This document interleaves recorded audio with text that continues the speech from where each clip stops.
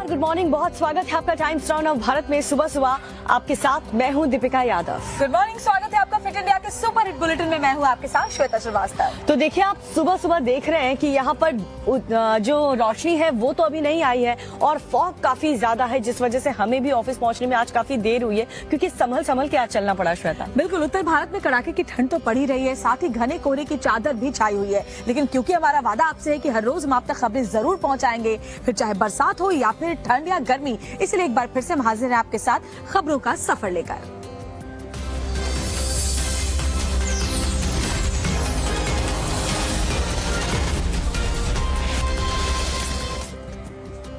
और सबसे पहले बात घने कोहरे की कर लेते हैं। दीपिका, आज आसमान में कोहरे की बादल छाई हुई है और देखिए जरा, अगर आप हमारे आसपास देख पाए, अगर हमारे नीचे आपको दिखा पाए कि देखिए कैसे हर तरफ कोहरा ही कोहरा नजर आ रहा है। आज जीरो विजिबिलिटी, दिल्ली एनसीआर में धुंध छाई हुई है। एक कदम आगे चलना भी मुश्किल हो रहा है, गाड़ियां रेंग कर चलने को मजबूर हैं। एयरपोर्ट पर भी कई उड़ानों को रद्द या डाइवर्ट करना पड़ा है। इस फॉग की वजह से घना कोहरा आज दिल्ली एनसीआर में छाया हुआ है। बिल्कुल, और इसी घने कोहरे की वजह से देख करके यही लग रहा है कि मौसम विभाग ने जो भविष्यवाणी आगे के लिए की थी वो बहुत पहले ही सही साबित हो गई है, क्योंकि जबरदस्त कोहरा और अच्छी खासी ठंड यहाँ पर अभी से पड़ने लगी है दिल्ली एनसीआर में।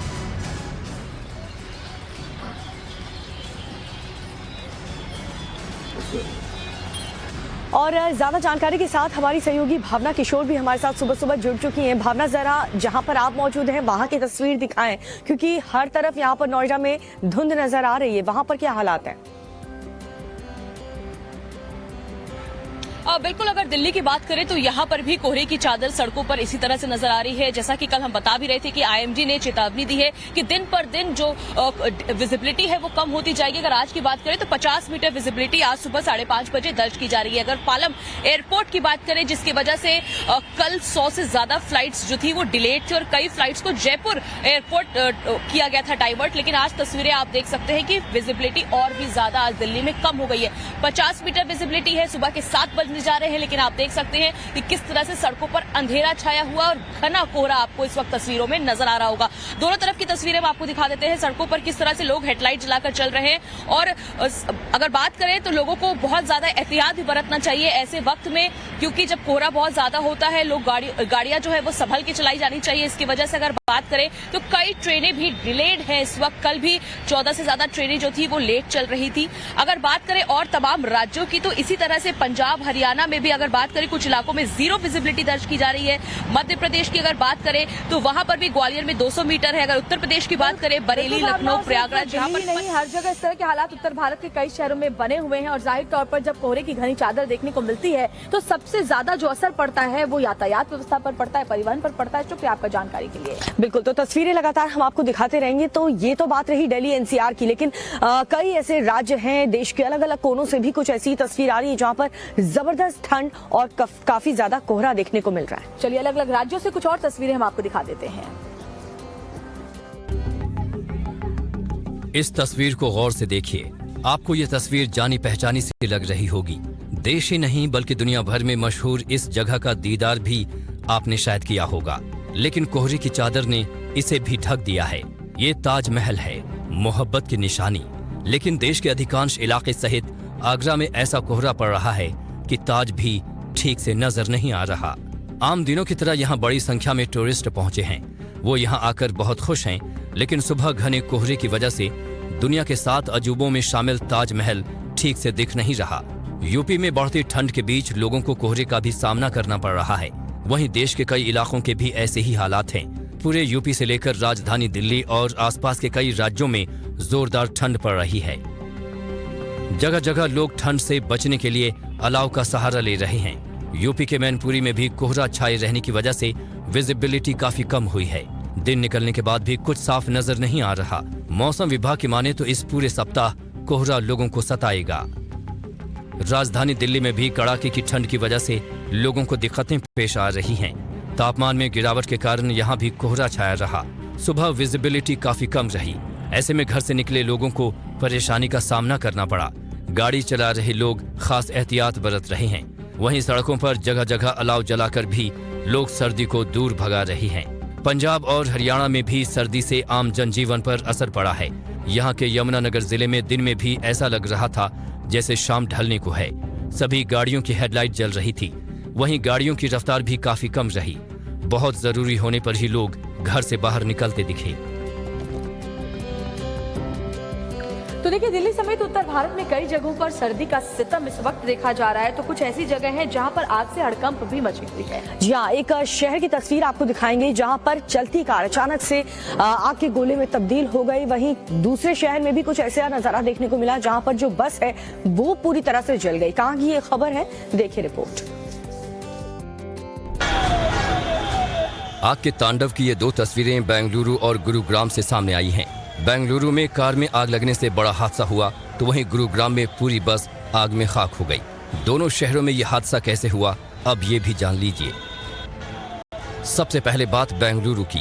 बेंगलुरु के आउटस्कर्ट नीलमंगला इलाके में उस वक्त सनसनी फैल गई जब सड़क पर चलती कार में आग लग गई। कोई कुछ समझ पाता उससे पहले ही कार से तेज लपटें उठने लगी। तस्वीरें देखकर आप अंदाजा लगा सकते हैं कि कार में आग कितनी भयानक लगी हुई थी।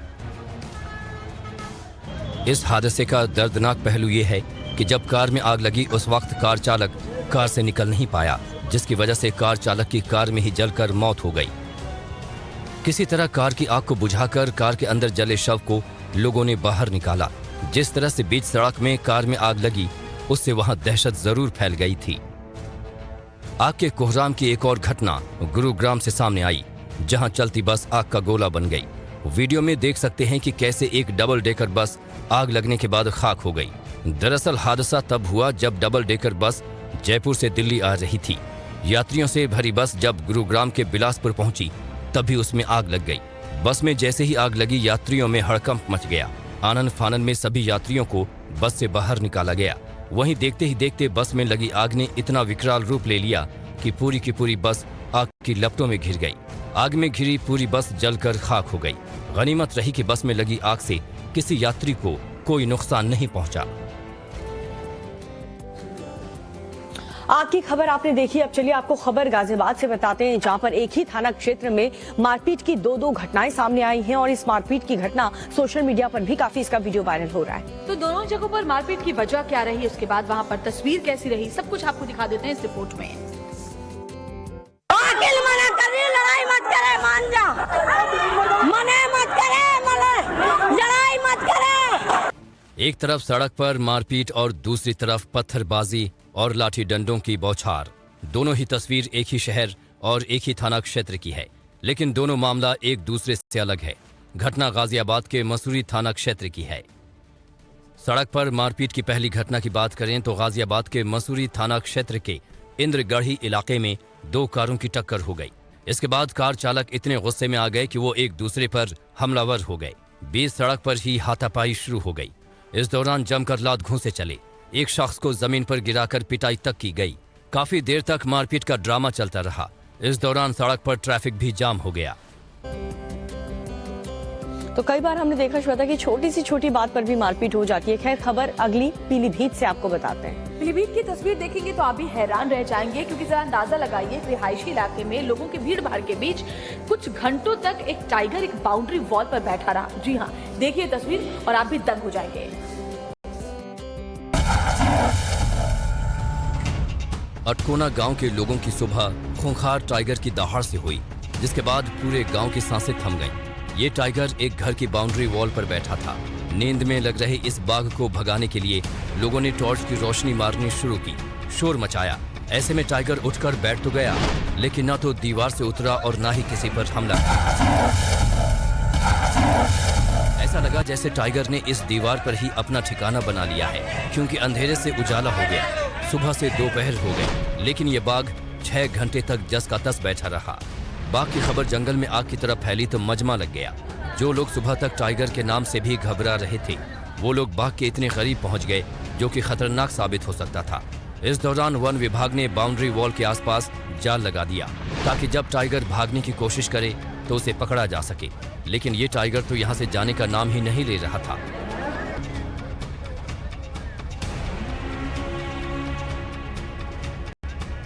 ऐसे में रेस्क्यू टीम ने पिंजरा मंगवाया और टाइगर पर ट्रैंक्विलाइज गन से फायर कर दिया, जिसके बाद शुरू हुई उसे पिंजरे में डालने की कवायद। लेकिन सुस्त दिख रहा ये टाइगर पूरी तरह बेहोश नहीं हुआ और वन विभाग के कर्मचारी उसके साथ जूझते नजर आए। टाइगर के चेहरे को ढकने के लिए कई कपड़े डाले गए। तभी बेहोशी की हालत में दिख रहे टाइगर ने उठकर चलना शुरू कर दिया। ऐसे में सभी कर्मचारी अपनी जान बचाकर भाग खड़े हुए, क्योंकि टाइगर भले ही सुस्त दिख रहा था, लेकिन रेस्क्यू टीम को पता था अगर इस हालत में भी उसने हमला कर दिया तो लेने के देने पड़ सकते हैं।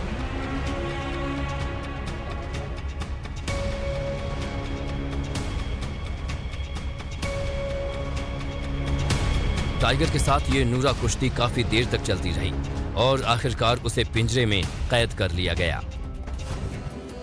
और पिंक सिटी जयपुर से ही एक और क्राइम की खबर आपको बताते हैं, जहां पर एक लड़की का मर्डर हुआ, ये आपने देखा, लेकिन लूटपाट की भी खबर सामने आई है जयपुर से ही, जहाँ एक बुजुर्ग की चेन स्नैचिंग की गई और न सिर्फ चेन छीनी गई बल्कि काफी दूर तक उस बुजुर्ग महिला को ये जो अपराधी थे वो घसीटते हुए भी ले गए। देखिए क्या वहां पर तस्वीर बनी और उसके बाद क्या एक्शन हुआ है।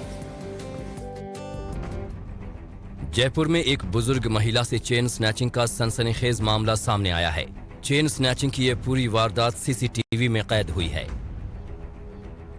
पिंक सिटी कहे जाने वाले जयपुर में एक महिला के साथ जिस तरह से चेन स्नैचिंग की घटना को अंजाम दिया गया, उससे हर कोई सन्न है। सीसीटीवी में देख सकते हैं, दोपहर के 12:48 हो रहे थे, तभी बाइक सवार दो बदमाश हेलमेट लगाए इधर उधर देख रहे थे। इसके बाद वो अपनी बाइक को आगे लेकर चल देते हैं। इतने में जयपुर के चित्रकूट इलाके की निवासी मीरा देवी अपनी नातिन को घुमाने निकली थी। वो इस बात से बेखबर थी कि बदमाश उनके गले में सोने का मंगलसूत्र लूटने की मंशा बना चुके थे। मीरा देवी जैसे ही आगे बढ़ती है, बाइक पर पीछे बैठा बदमाश उतरता है और मीरा देवी के गले से सोने का मंगलसूत्र छीनने लगता है। बुजुर्ग महिला मीरा देवी भी बदमाश से भिड़ जाती हैं और अपने मंगलसूत्र को छीनने से बचाती दिखती हैं। इतने में बदमाश सोने का मंगलसूत्र छीनते हुए उन्हें नीचे गिरा देता है और कुछ दूर तक घसीटता है और फिर गले से सोने का मंगलसूत्र निकालकर फरार हो जाता है। बदमाश से संघर्ष के दौरान बुजुर्ग महिला को भी चोटें आ जाती हैं। लूट की यह पूरी वारदात सीसीटीवी में कैद हुई है। पुलिस अब सीसीटीवी की मदद से आरोपियों की तलाश में जुटी है। वहीं इस घटना के बाद से इलाके की महिलाओं में दहशत का माहौल है।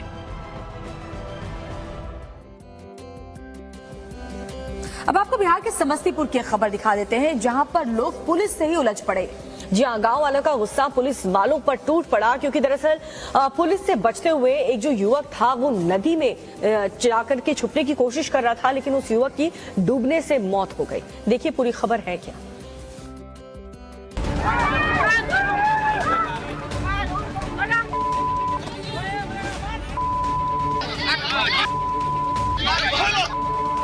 बिहार के समस्तीपुर में पुलिस टीम पर लोगों का ये हमला उस घटना के बाद का है जिसमें आरोप है कि पुलिस के डर के चलते एक युवक की नदी में डूबने से मौत हो गई।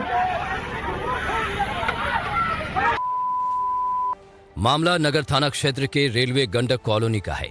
लोगों का पुलिस के खिलाफ गुस्सा इतना था कि लोगों ने पुलिस की गाड़ी पर ही हमला बोल दिया और पुलिस के कई वाहनों में जमकर तोड़फोड़ की। स्थानीय लोगों की माने तो नदी किनारे अप्पू और दूसरे युवक बैठे थे। तभी पुलिस ने उन्हें डराकर खदेड़ना शुरू कर दिया, जिससे डरकर अप्पू नाम का युवक नदी में कूद गया और उसकी डूबकर मौत हो गई। वहां खड़ी पुलिस ने भी उसे बचाने की कोशिश नहीं की।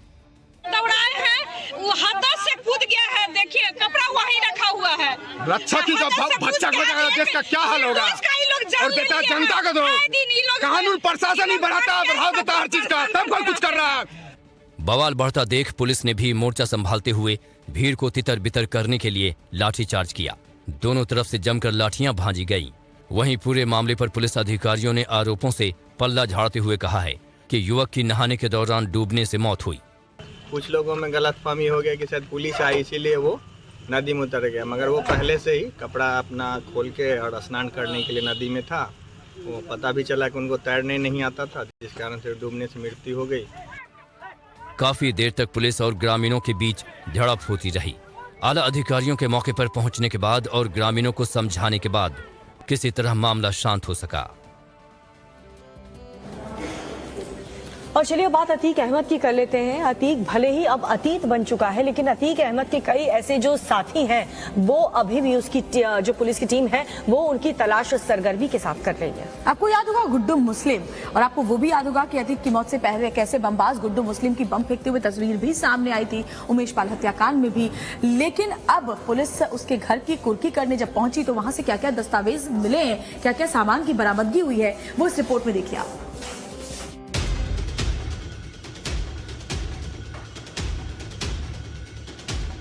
माफिया अतीक अहमद के शार्प शूटर बमबाज गुड्डू मुस्लिम पर यूपी पुलिस का बड़ा एक्शन हुआ है। चकिया निरातुल मकान को पुलिस ने कुर्क कर दिया है।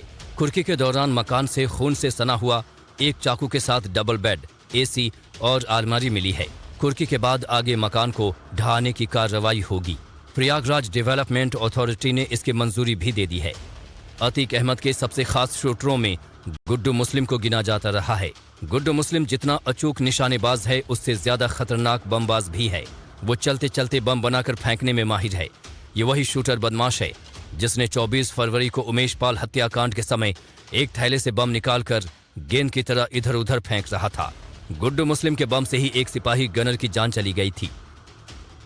उमेश पाल हत्याकांड के मामले में गुड्डू मुस्लिम की सीसीटीवी फुटेज वायरल हुई थी, जिसके बाद पुलिस ने गुड्डू मुस्लिम के ऊपर 5 लाख का इनाम घोषित किया था। गुड्डू मुस्लिम पुलिस को चकमा देकर करीब 8 महीने से फरार चल रहा है। गुड्डू मुस्लिम को पकड़ने में पूरा पुलिस महकमा अभी तक फेल है। अतीक अहमद और उसके भाई अशरफ की हत्या के बाद अब उसके नेटवर्क को लेकर बड़े बड़े खुलासे हो रहे हैं। योगी राज में माफियाओं पर पुलिस इसी अंदाज में एक्शन ले रही है, या तो सरेंडर करो या फिर अपनी संपत्ति से पूरी तरह से हाथ धो।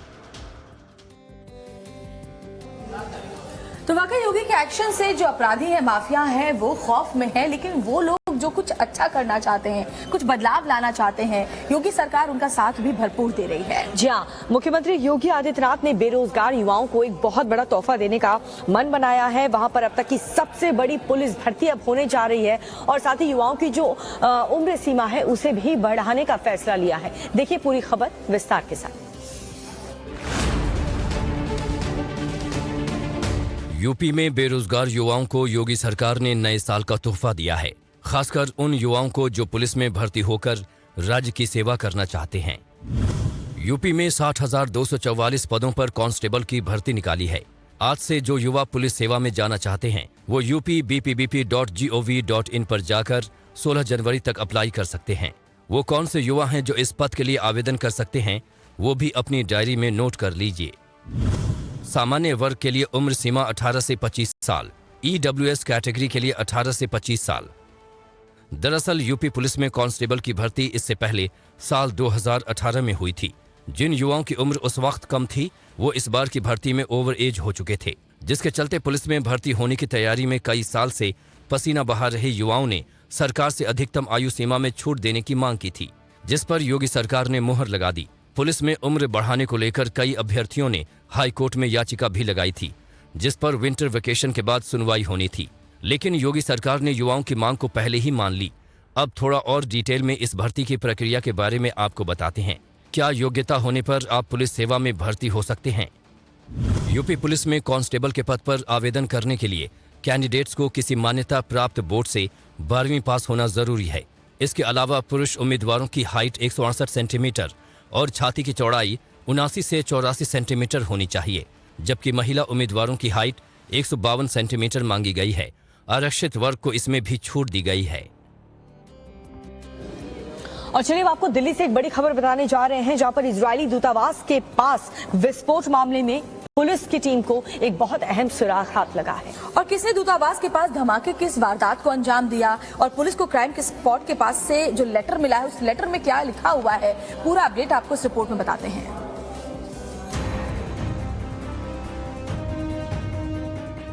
दिल्ली के हाई सिक्योरिटी वाले एरिया चाणक्यपुरी में इजराइल दूतावास के पास मंगलवार शाम तेज धमाके से सनसनी मच गई। पुलिस अधिकारियों और यहां तैनात गार्ड के मुताबिक शाम के करीब 5 बजे तेज धमाके की आवाज सुनी गई। तो मैं इस गेट के अंदर ड्यूटी में रहा, गेट से अंदर है, बाहर नहीं। तो मैं अपने ड्यूटी में था। इसमें कोई आवाज ऐसा है कि कोई टायर फट गया गाड़ी की या कुछ ही फटा, तो आवाज आया। तो हमने 2-3 मिनट देखा, हमने अपना दफ्तर के अंदर इधर उधर, अंदर कुछ भी नहीं था। फिर हम बाहर निकले जस्ट, तो वहाँ पे एक पेड़ है, उसके ऊपर कुछ धुआं जा रहा था। अच्छा। इतने देखा हमने। सूत्रों के मुताबिक धमाके की जगह पर इजराइल के एम्बेसडर के नाम से एड्रेस एक लेटर मिला है, जिसे पुलिस और फॉरेंसिक की टीम अपने कब्जे में लेकर जांच कर रही है। इजराइल एम्बेसी के पीछे एक खाली प्लॉट में अचानक से शाम तकरीबन 5 बजे के आसपास एक धमाके की आवाज़ आती है, जिसके बाद पुलिस और फायर ब्रिगेड को जानकारी मिलती है। पुलिस की टीम मौके पर पहुंचती है और इस पूरे इलाके को सील कर देती है। जो आप देख सकते हैं कि दिल्ली पुलिस ने जिस इलाके को सील किया था उसके फिलहाल जो है ये कर्डन ऑफ के ये स्टिकर भी यहाँ पे पड़े हुए हैं, जिससे पूरे तरीके से इस इलाके को सील कर दिया था। और जो आसपास में आप ये जो पेड़ पौधे देख रहे हैं, इस पूरे इलाके में दिल्ली पुलिस छानबीन करने की कोशिश में जुटी हुई थी। आपको बताना चाहेंगे कि स्पेशल सेल के जो सूत्रों के अनुसार जो जानकारी मिल रही है कि जो पूरे इलाके में जो इसको तफ्तीश के लिए इस पूरे इलाके को पुलिस ने अपने एरिया में कर्डन ऑफ कर लिया था, जहां पे बताया जा रहा है कि 3-4 लोगों ने इस धमाके की आवाज़ को सुनी थी। हालांकि किस ऑब्जेक्ट का वो धमाका था जिसको लेकर के अभी तक तय नहीं हो पाया है। पुलिस लगातार जो है इसकी छानबीन कर रही है कि वो आखिर वो किस ऑब्जेक्ट से वो आवाज़ आई है, किस तरह की आवाज़ थी। लेकिन साथ ही साथ आपको बताना चाहूँगा कि पुलिस लगातार इस मामले की जांच में जुटी हुई है। लेकिन एक जो सबसे अहम जो जानकारी निकल करके सामने आ रही है कि ये जो जगह है जहाँ पे इस पूरे इलाके को कर्डन ऑफ किया गया था, यहाँ से कुछ दूर की दूरी पे आपको दिखाना चाहूँगा। देखिए जो इलाका आप देख रहे हैं, ये पूरा एरिया देख रहे हैं, इन एरिया में पुलिस ने लगातार सर्च किया और उसी दौरान जाँच के दौरान जो है पुलिस को यहाँ पे एक लेटर मिला है थोड़ी सी दूरी पे। उस लेटर में जो है वो एक झंडा भी लपेटा हुआ था। लेटर में इजराइल दूतावास के राजदूत को एड्रेस किया गया है। उधर भारत में इजरायली मिशन के उप प्रमुख ओहद नकाश कायनार ने कहा, हमारे सभी राजनयिक और कर्मचारी सुरक्षित हैं। हमारी सुरक्षा टीम दिल्ली के स्थानीय सुरक्षा टीम के साथ पूर्ण सहयोग के साथ काम कर रही है और वो मामले की आगे की जांच करेगी। इससे पहले भी इजरायल दूतावास के पास जनवरी 2021 में धमाके हुए थे। इसमें कुछ कारें क्षतिग्रस्त हो गई थी। फरवरी 2012 में यहाँ दूतावास में एक कार के नीचे बम लगाया गया था, जिसमें एक राजनयिक की पत्नी घायल हो गई थी। और ब्रेक के बाद एक बार फिर से आप सभी का स्वागत है। और जम्मू कश्मीर में आतंकवाद और आतंकवादियों को निपटाने के लिए, उनका चैप्टर क्लोज करने के लिए राजनाथ सिंह एक बार फिर से एक नई तरीके से एक प्लानिंग तैयार करने वाले हैं। और इसी को लेकर के आज रक्षा मंत्री राजनाथ सिंह एसजी मनोज सिन्हा और सुरक्षा अधिकारियों के साथ राजौरी और पुंछ का दौरा करने वाले हैं। इसको लेकर के वहां तैयारियां भी की जा रही हैं। क्या कुछ वहां से अपडेट है वो भी हम आपको दिखा देंगे। हमारे सहयोगी साहिल सोहेल की एक रिपोर्ट हम आपको दिखाते हैं। राजौरी पुंछ में हुए आतंकी हमले के बाद पूरे जम्मू कश्मीर में सिक्योरिटी बढ़ा दी गई है। सिक्योरिटी एजेंसीज को हाई अलर्ट पर कर दिया गया है। इस वक्त हम दक्षिण कश्मीर में हैं और मेरे सहयोगी शफीक आपको तस्वीरों के जरिए दिखाएंगे। दक्षिण कश्मीर के अंदर भी सीआरपीएफ ने अपनी पेट्रोलिंग और एरिया डोमिनेशन जो है वो तेज कर दी है। श्रीनगर जम्मू राष्ट्रीय राजमार्ग पर फ्रिस्किंग पॉइंट्स लगा दिए गए हैं, वाहनों की तलाशी की जा रही है, तलाशी अभियान चलाए जा रहे हैं। और साथ में देखिए सीआरपीएफ के ये बहादुर जानबाज जो जवान हैं वो रात के दौरान भी यहाँ पर पेट्रोलिंग करते आपको दिखेंगे। तापमान जो है उसमें लगातार गिरावट देखने को मिल रही है। कश्मीर घाटी के अंदर कड़ाके की ठंड है और उस बीच सीआरपीएफ के जवान जो है अपनी पेट्रोलिंग रात के दौरान जारी रखे हुए हैं। दक्षिण कश्मीर का इलाका काफी महत्वपूर्ण इलाका है, काफी सेंसिटिव इलाका है और इस लिहाज से जो है सुरक्षा के लिहाज से काफी ज्यादा महत्वपूर्ण हो जाता है। और यहाँ पर आप देखिए ये जो तमाम रूट्स है इन पर पेट्रोलिंग की जा रही है। रक्षा मंत्री राजनाथ सिंह कल राजौरी पुंछ पहुंचने वाले हैं और वहां पर वो जो राजौरी में ऑपरेशन चल रहा है उसमें शामिल सेना के जो तमाम बड़े अधिकारी हैं, तमाम बड़े ऑफिसर हैं, उनसे भी मिलेंगे और ऑपरेशन के बारे में अपडेट भी लेंगे। तो कल का दिन जम्मू कश्मीर के लिए काफी अहम हो जाता है। छठे रोज भी आज राजौरी पुंछ में जो ऑपरेशन आतंकवादियों के खिलाफ शुरू किया गया था वो लगातार जारी है। आपको याद होगा पुंछ की डेरा गली इलाके में आतंकवादियों के दौरा 2 गाड़ियों को जो है गात लगाकर हमला किया गया, जिसमें 4 जवानों की शहादत हुई और 3 जो है वो घायल बताए गए हैं। और फिलहाल वहां पर ऑपरेशन लगातार आतंकवादियों के खिलाफ जारी है और उस बीच पूरे जम्मू कश्मीर में सुरक्षा बढ़ा दी गई है और सिक्योरिटी को हाई अलर्ट पर कर दिया गया है। उसी का ये नतीजा है कि ये सीआरपीएफ जवान रात के अंधेरे में भी पेट्रोलिंग और जो बाकी काम है सुरक्षा के लिहाज से काफी अहम काम है वो निभा रहे हैं। कैमरा पर्सन शफीक के साथ सोहेल, पुलवामा।